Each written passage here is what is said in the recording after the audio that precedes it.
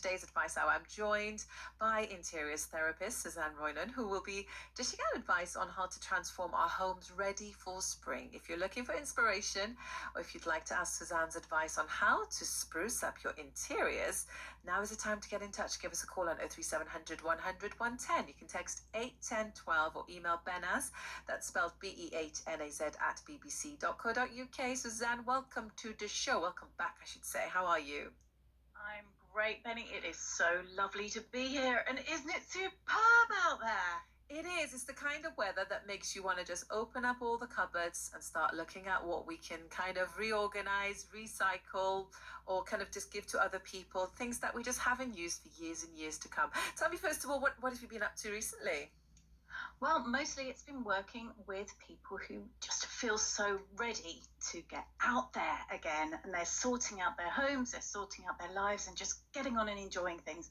And as well as that, we had Chinese New Year, which was a big turnaround time for the Chinese feng shui. So there have been a lot of reports and again, helping people to revamp the energy in their homes.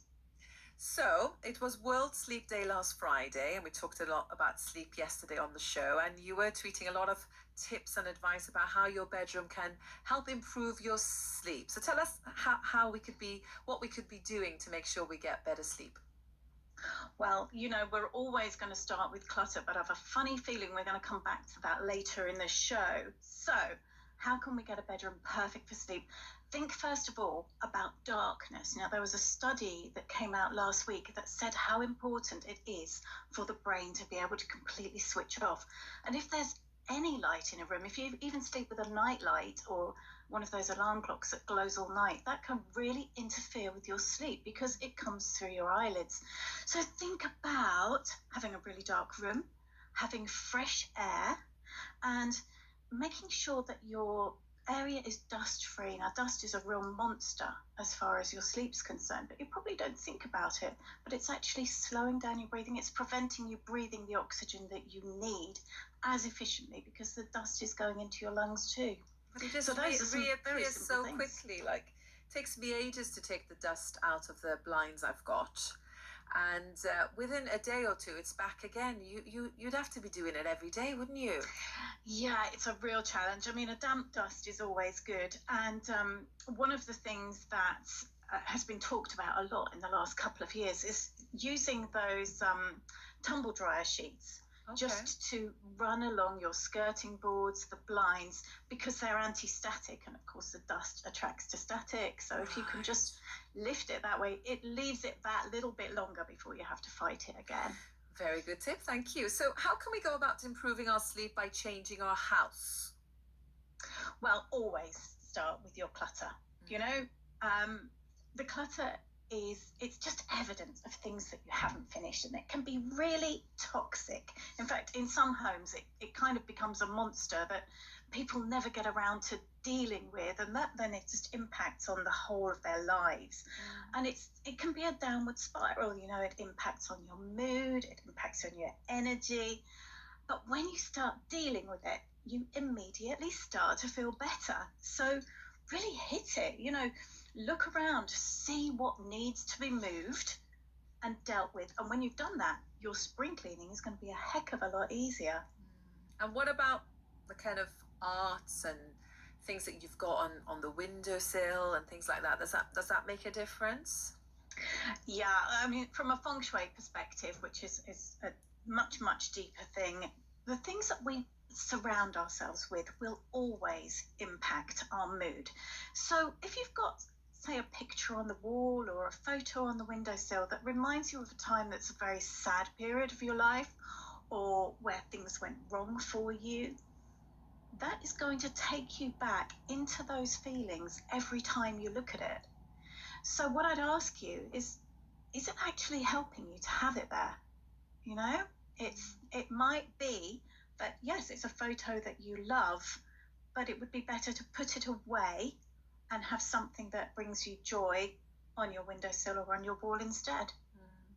And in terms of colours, what colours do you recommend we paint our bedrooms, since we are talking about sleep? Oh, always go neutral. Always go neutral, because You know, we talk about people seeing red or being green with envy or just really feeling really grey and feeling really low. And all of those things, the colours have this incredible impact on our psychology. And so if you go with a neutral colour and then just pep it up with the colours that you like, that, you know, perhaps you're drawn to yourself, then you'll find that you do sleep an awful lot better. But certainly a very deep, dark room, dark blues, purples, dark reds, dark greens can become very oppressive. And a grey room can be extraordinarily depressing and leave you feeling very, very flat. And grey's been very fashionable recently, hasn't it? Oh, it's so fashionable. It's so fashionable. And you know, if you have the most amazing Mediterranean space, or you live on the coast of California or Malibu, perfect. You know, the light levels will make that grey feel really good and very welcoming.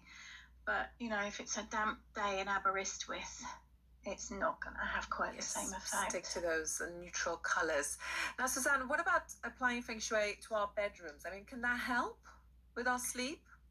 Without a doubt. Without a doubt. Balance and harmony. Now, that's what feng shui is all about. We're looking for the balancing out of the energy in the home and bringing harmony in to everybody who lives there. And I don't know if you've ever noticed, Lenny, but the most beautiful spaces are often the ones which use symmetry. If you think about the lovely hotels, the wonderful palaces, they look opulent, but also you'll find that they've got those matching vases here and, you know, something else there. It's all very symmetrical. And that's what we like to bring into a bedroom with feng shui. So you would have matching nightstands, matching lamps, and that then balances out the energy of the bed. So whether you're sleeping with somebody or on your own, you've got that feeling of reassurance on either side of you, and that's a really great start for a night's sleep. Yeah, and in terms of the bed, does it matter if it's facing north, south, east, west, or is it more a case of, because I know I've read you're not supposed to put it under the window, which I used to do many moons ago. Does it matter which way it's facing? It doesn't necessarily matter which way it's facing, but there are certainly positions in a room, as you say, under a window, or where you can't get a direct view of the door, or if the feet are effectively facing out of the door. Now, they're not great, but the fact is, so many houses these days, they've only got one place that you can put the bed. Yeah. And if you're in a situation where, for example, you can't see the door when you're lying in bed, then my advice is always to position a mirror so it reflects the door. Not reflecting the bed ever, but it reflects the door. So if the door opens, then you can see somebody coming into it and you will immediately feel more secure. Yeah, that makes total sense. And also, if you've got an ensuite, I've heard you meant to shut the door as well. Is that right? Yeah. Yeah. Shut the door and keep the lid down on the loo. Keep the lid down. Okay, very good advice, Suzanne. That's all really interesting. Do stay with us. We'll be back in a few minutes' time with some spring cleaning advice with Suzanne. If you do have a question, give us a call on 03700 100 110. You can text Feels Brighter when we've got interiors therapist Suzanne Roynan with us, who is here to give us some spring cleaning advice for our homes and for our health. So I want to start with a question for you from one of the listeners, if that is possible. This is a question from Lucy, who says, hello, I have a question for Suzanne, if that's okay. I've listened to her before and she seems to really understand how we all feel. I'm in the process of buying a house and it all seems to have slowed down, or at least it feels that way. Is there anything I can do to move things along? I had been decluttering, but find it hard emotionally. So I've stalled lately and wonder if it might be the reason. Or wonder if that might be the reason. Do you have any suggestions about what I could do? Thanks very much. I really appreciate it. That's for Lucy. So I'm assuming Lucy's decluttering because she's moving, but because the move has slowed down, the decluttering slowed down. So she's just wondering how we can help with that. Yeah, this can be a little bit of a downward spiral, really, because, you know, obviously when you're moving house, the more that you can get rid of that you really don't want in your new space, then the lighter you travel when you go. But of course, if then the whole process stalls, and I'm hearing a lot of this lately with some of my clients, is that the solicitors aren't working as fast and you get demotivated. So Lucy, what can I say to you? It's beautiful out there. Throw open the windows, let that fresh spring air into the house that you're currently living in, and show it some love. Get out there with your decluttering, get out there and clean the windows, freshen up the whole space. And that might just be enough to shift your energy and the energy of the house. You know, we sometimes sound a little bit woo-woo, don't we, with the feng shui and the energy and all of this stuff. But if you show your home some love, it will love you back. And then you can start to move forward. But there is also a little feng shui tip which Lucy might like to give a try, and that is to find a metal horse that's in a galloping position. And it doesn't need to be large. It can be, you know, just a brooch, or it can be a little sculpture, anything like that, as long as it's metal. And what I want you to do, Lucy, is put it so it's facing the door, as though it's running out of the door. And you'll be amazed how often things start to move along very quickly once you've got a horse in position. Really? What's the reason for Really? that? It's the energy it provides into the area, is it? Yeah, the horse is a very, very dynamic animal. And, you know, once the energy starts moving with it, it's quite hard to stop. So the energy of that galloping horse is heading out of the door and taking you with it. Oh, amazing. Well, Lucy, that's a very good tip there. I hope it works out, and let us know how you get on.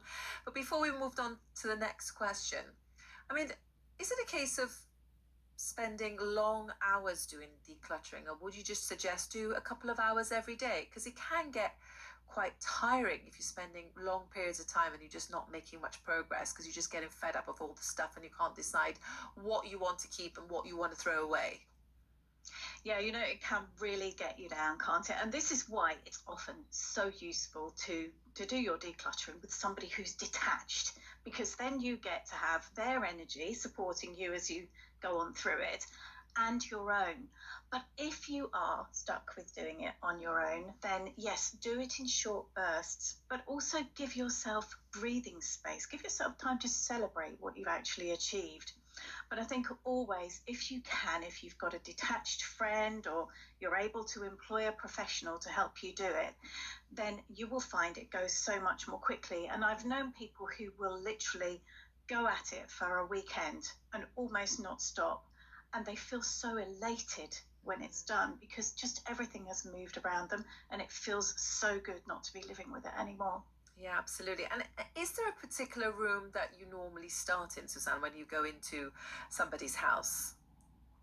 Mostly I will start with them in their bedroom because that is their personal space. That's where mostly they have the jurisdiction over everything in there. They're not, you know, having to look at somebody else's possessions, for example. So yeah, we start in the bedroom with their own personal stuff, and that then hones the muscle, if you like. And once you get the hang of saying, okay, I don't need this, or, oh, I really love that, you'll know what you're looking for. And then you're in a better position to really, really decide what matters to you. What do you use? What do you need? What do you love? And if it doesn't fall into any of those categories, it's taking space that, you know, we've talked about it before. It's real estate in your home. You're paying for it. Why are you keeping stuff you don't want? Yeah, I mean, you've mentioned decluttering a few times now. And for anyone who hasn't heard you before on the show, could you just tell us how the clutter affects our homes and lives? Yes, for sure. So clutter is one of those things that just really weighs you down.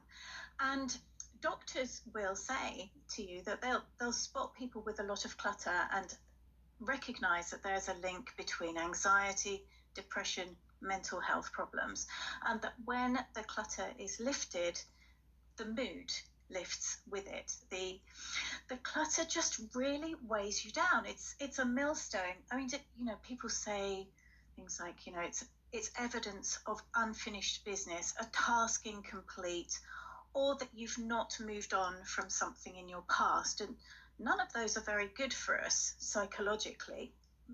People sometimes use clutter as a security blanket, or or as an invisibility cloak if we're going for the Harry Potter generations. You Yeah. know, you hide yourself under your clutter because it's protecting you from everything outside.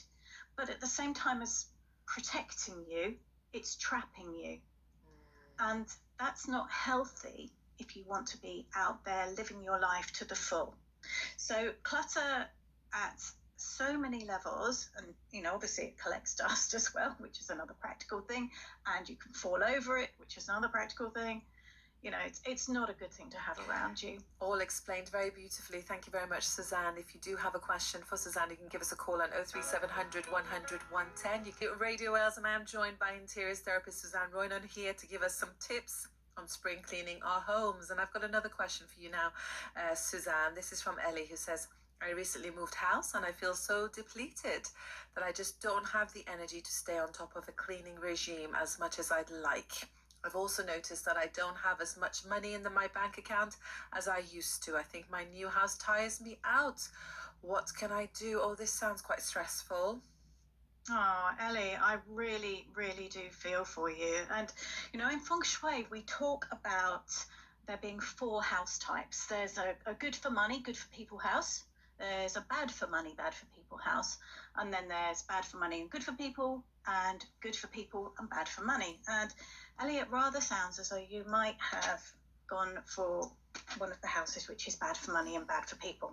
Now, there are all sorts of things we can do at that for a Feng Shui perspective, but for today, this is what I'd like you to think about.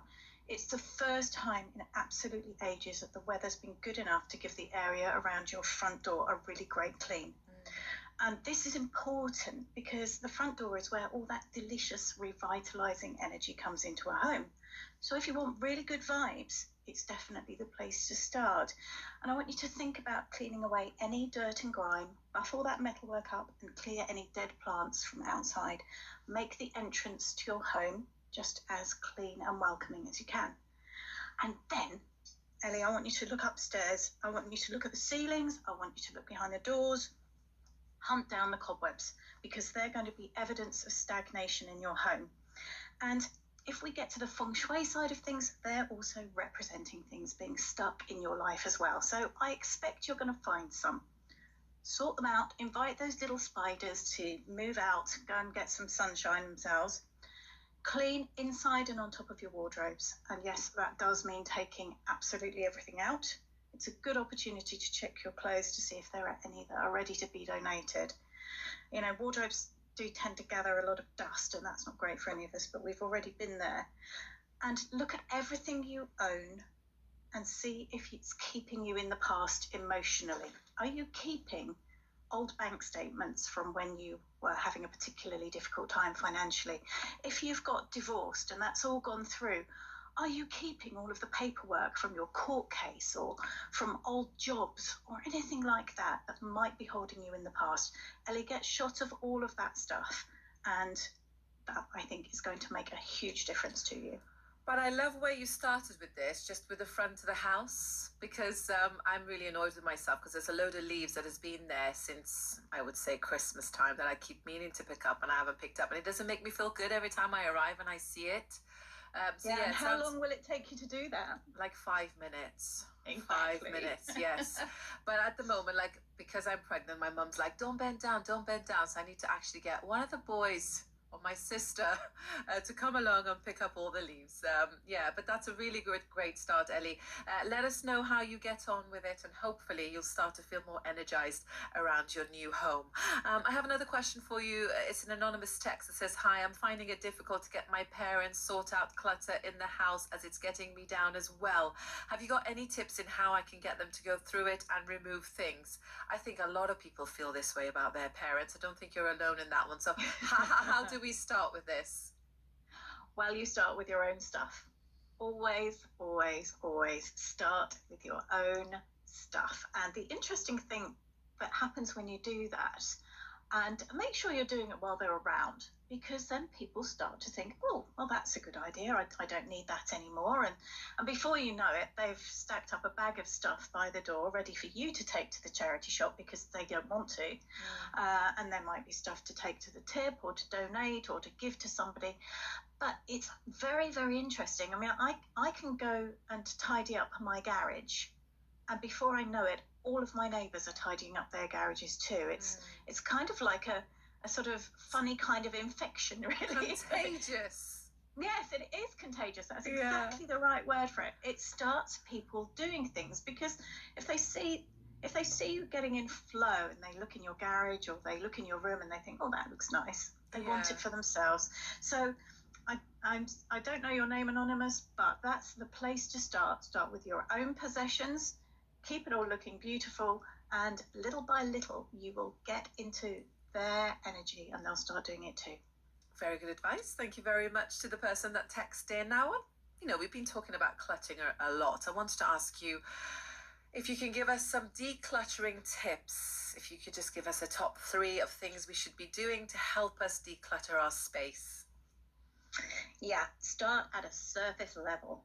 What can you see right now that you don't like very much, or that you never use, or you're just keeping out of habit, fear, guilt, or confusion?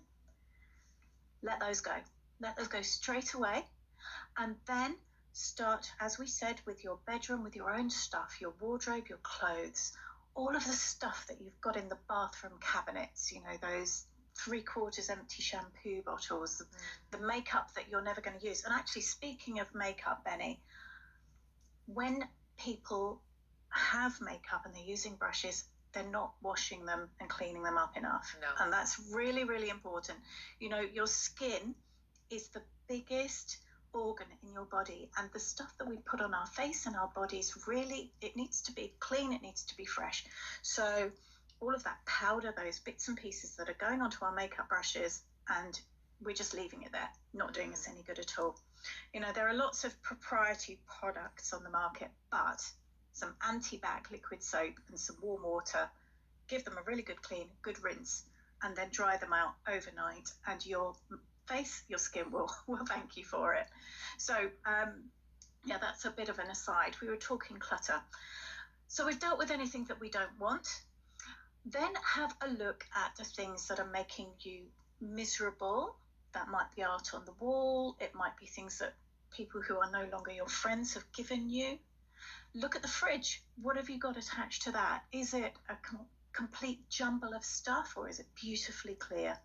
Kitchen work surfaces. That's another place that things tend to gather. You will feel happier and more relaxed and more ready to enjoy being in your kitchen if you've got space to work there. So those would be the best tips to get started. There is never enough time with you, Suzanne. Thank you very much for coming on the show today. I've got a comment here from Maureen who says, hi, Bill's brilliant show. It's Maureen. Me and my hubby sorted 10 big bags of clothes out for Children's Cancer Charity. I was surprised how much stuff I've got. I'm very organized, but clothes, I just buy and don't wear them. So very pleased they've gone to a good cause. It's nice to hear that Maureen's been busy getting rid of some stuff. Oh, that's brilliant, Maureen. And doesn't it feel good once you've done it? I mean, that's the thing for me. It feels so good. Well, I'm hoping we've inspired a few people to feel extra better after going and getting rid of stuff. Thank you so much for coming on the show today, Suzanne. We'll do it again soon. I won't leave it so long this time.